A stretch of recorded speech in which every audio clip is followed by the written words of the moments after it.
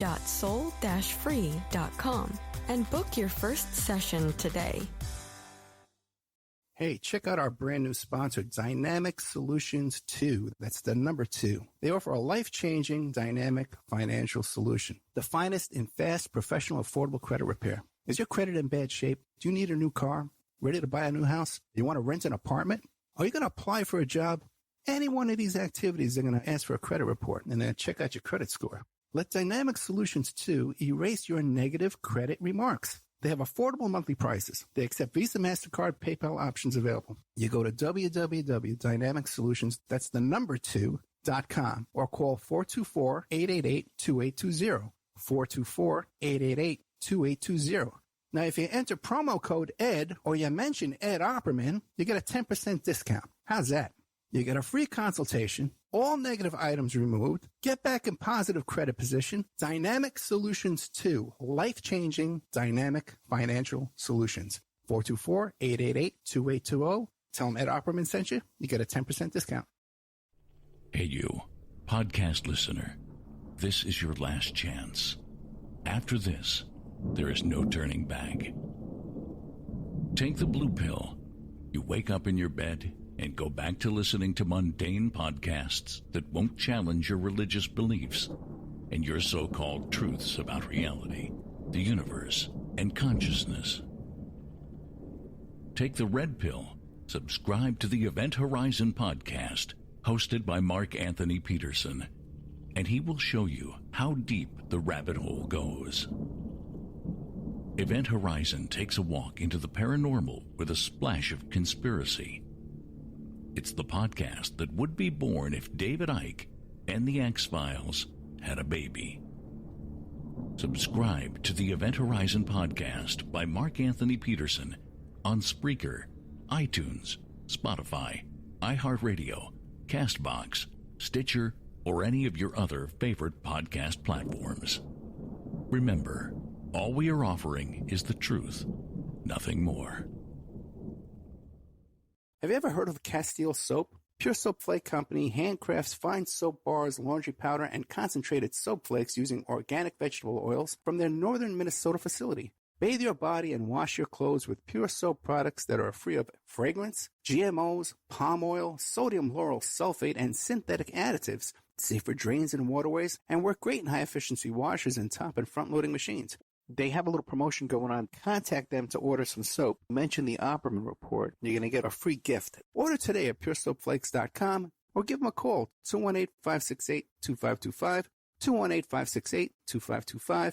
Pure Soap Flake Company is a proud member of the Handcrafted Soap and Cosmetic Guild. It's the Opperman Report. And now, here is investigator Ed Opperman. Okay, welcome back to the Opperman Report. I'm your host, Private Investigator Ed Opperman. Don't forget OppermanReport.com to become a member. I'll give you 13 months for $65. Okay, we really need your support this month. We need your donations. We need your support to get us through this month. We've got a lot of expenses. I'm going to tell you the whole story, too, if I get into it on my contact lenses. That's a good 2-hour story. Okay. Maybe I'll tell that just who knows what I'll do. Let me tell you about John Tino. Okay. John Tino, organized crime figure in New York, worked in Times Square, claims that Donald Trump came in and had a threesome with a porn star on an underage child. Okay. He also claims, too, that they had videos. They would take videos of everybody coming in and out of that location. He would deliver the videos at the end of the night to his bosses. Now, I believe that, but let me tell you, I don't think they'd be using those videos for blackmail purposes. Maybe for someone like Trump, because he was such a public figure. But mostly it would just be to count how many people were in and out of there, just to keep track of what the business was going on. Also, too, there's all kinds of stories off the record floating around out there about trumpet scores and stuff like that, too. I've done previous shows about that, too, and everybody gets all nervous when you start bringing it up, but I've heard all these stories. Anyway, so they come out with this book, these two reporters. They come out with this book called All the President's Women. And I got a copy of the book, right? They sent me a preview copy before the interview because I was very excited about doing an interview. And everybody in this book has been on the show, okay? Everybody. There's a couple of people who haven't, but 90% of the people who've been in the book have been on my show. Michael Gross, Barbara Pilling, Heather Braden, all of them. They even talk about my case. They talk about the my Epstein lawsuit. I had a little bit of new information in there, but nothing new really. They didn't come talk to me and interview me, but my story's in there. And I start noticing a couple little things. Like they changed the age of Barbara Pilling. Okay, I got her on tape saying what her age was. I think it was 16 or 17, I got her on tape, but they changed it. All right? And then when I get them on the show, it's like pulling teeth interviewing these two. They don't want to talk about Tino. They don't want to talk about Barbara Pilling. They don't want to talk about anything. So then I had the other author come on. I go, let's do another show. And I'm telling him, hey, man, I'm going to help you sell books here because everybody you have in his book been on my show. Michael Gross, all these guys, they've all been on my show. I'm going to help you sell books.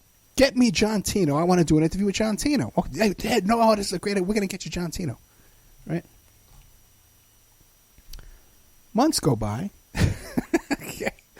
And I said, hey, what happened to them with the John Tino thing? Let me send them an John Tino is no longer available for interviews. We're sorry. Oh, well, what do you know, man? Well, what? So let's take another look at this. What happened to you with this story? You had all these tabloid guys, especially from England, they're telling me, Ed, what about Tino? Tino's incredible. You can't rely on him. He's no good. Trying to turn me off on Tino before I even talk to the guy. Then we have this book comes out, focused mainly on Tino's story, but the authors really don't want to talk about Tino. Okay? And what they do talk about on the air is less than what they say in the book. Okay? There's a lot more deeper, serious allegations in the book than they came on the air and were willing to say. As a matter of fact, they didn't even sound like they read the book when I'm interviewing these two. Go back and listen to the interview. Then they're going to tell me they're going to get me Tino. Now Tino's unavailable. I go back and I Google. I say, let me see if I can find John Tino myself without these guys. Let me go back and find some of those old comments and stories and mentions about. I can't find nothing. Tino has been scrubbed from the internet. Tino has not gone off to Pedo Island. He is off at NDA Island. See, there's a lot of people out there that make these allegations about Mr. Trump. And suddenly, I don't know what happens though, but they meet a guy like Michael Cohen with a bag of cash, and suddenly they've forgotten everything they've ever said. They forgot the whole thing. These are the guys. I want to meet the guys on NDA Island when they sit around with bags of cash after making allegations against Mr. Trump. There's no doubt in my mind, ladies and gentlemen of the jury, that they got to John Tino. Okay? That they got to him. And I think they got to the authors of this book, too, as well. And I think that they came out with this book, and then they says, well, listen, the book's already published, okay? But stop printing the books, and when you go do interviews about this book, just tone it down. Don't say this, don't say that. And I'm convinced that's what's happened in this situation. And I'm also convinced, too, that when I was contacted by some of these British tabloids, I think that the reason they contacted me was not to interview me about my own litigation, but to turn me off on the Tino story. All right? That's the curious case of John Tino. Okay, let's see what else is going on here. I could talk about that. I got stuff here about the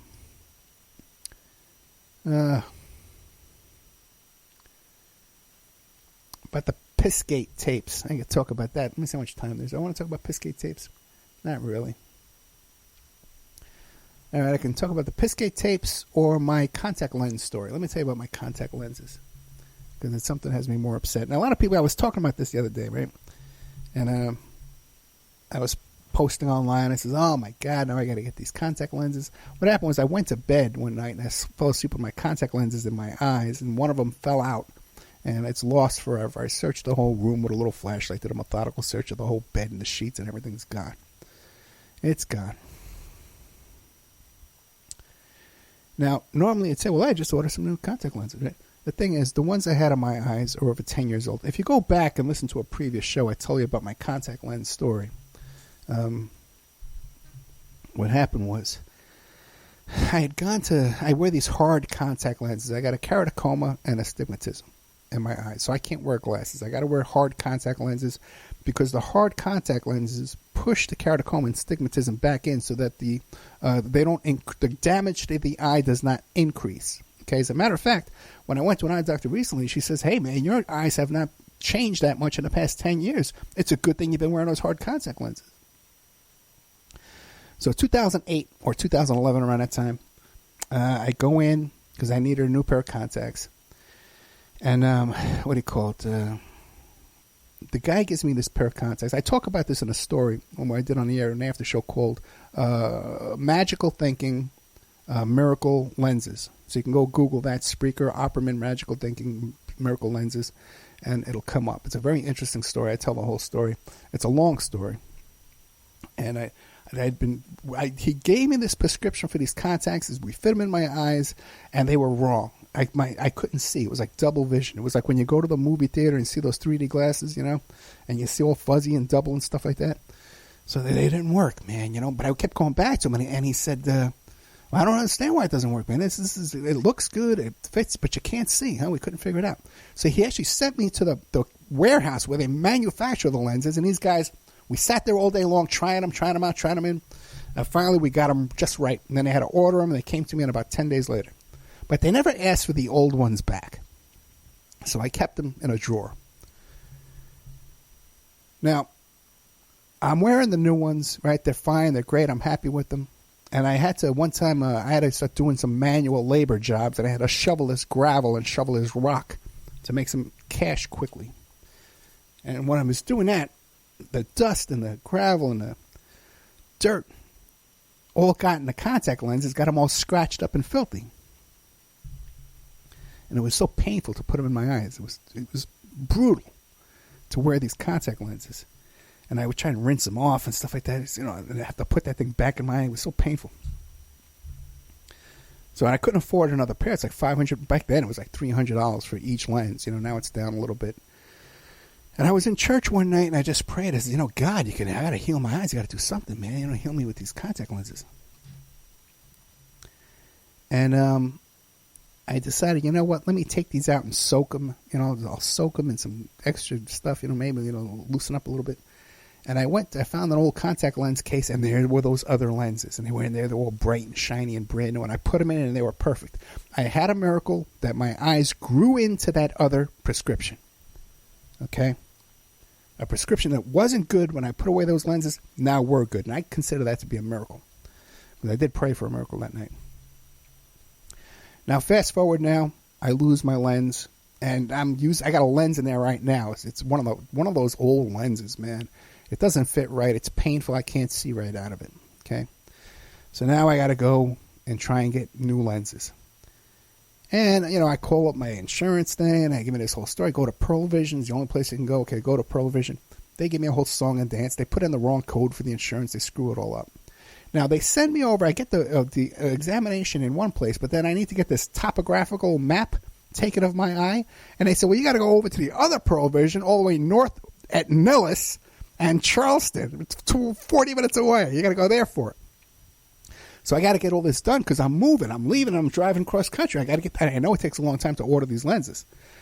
So I hop in the car and I drive over there because I want to get everything done. This is like last week. Right? They had plenty of time to do this for me. Pearl Vision. Bastards. I get there and I'm trying to, and I said, what the hell, what's all this traffic? And it turns out that the cops have the whole street taped off with crime scene tape. The whole Nellis. It's a huge street. There's a Target there. There's a Walmart. There's everything. It's a huge area. Not only do they have it all taped off, but they're not even directing traffic. So people are in the middle lane. They can't even turn. It's a chaos. So I try and maneuver my way around and get to the other end of it. I can't even get there. So I park my car and I start walking over there. And the cops stop me and they say, hey, you can't walk through here. This is a crime scene. We have it taped off because there's a guy here who's barricaded. There's a barricaded shooter in a building. All right? So, I'm a pretty capable guy. I don't take no for an answer. I sneak through the crime scene to get my eye checkup done because I know I need this done. I don't fool around, man. I don't know. The average guy out there, I guess you got a problem with your eyes. You go to the eye doctor one day or whatever, you visit, it's all done. My life is more complicated than the average person for some reason because I know that 99% of people out there aren't sneaking through active shooter scenes, okay, to get their eyes examined. I know the average person doesn't live that way. But for some reason I do.